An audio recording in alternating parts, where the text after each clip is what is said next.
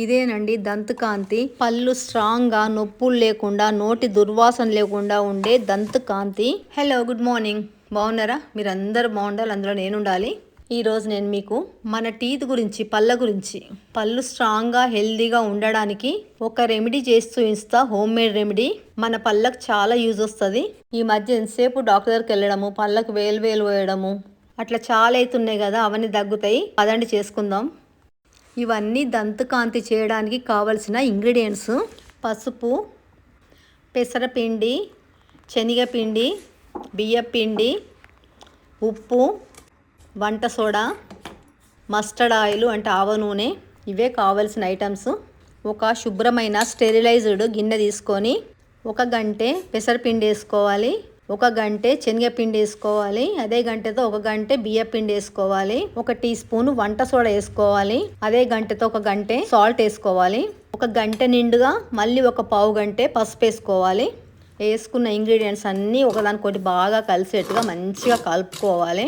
దీంతో కనుక రోజు పళ్ళు తోముకుంటే పళ్ళ నొప్పులు, చిగుళ్ళ నొప్పులు, చిగుళ్ళ వాపు, పళ్ళ నుంచి రక్తం రావడము, నోటి దుర్వాసన ఇవన్నీ తగ్గిపోయి మౌత్ ఫ్రెష్ అవుతుంది.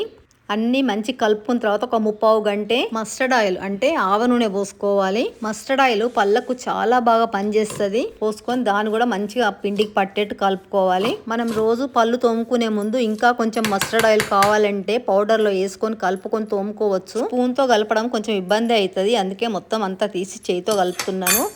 ఎక్కడ ఉండలు లేకుండా మంచిగా స్మూత్ పౌడర్ లాగా కలుపుకోవాలి.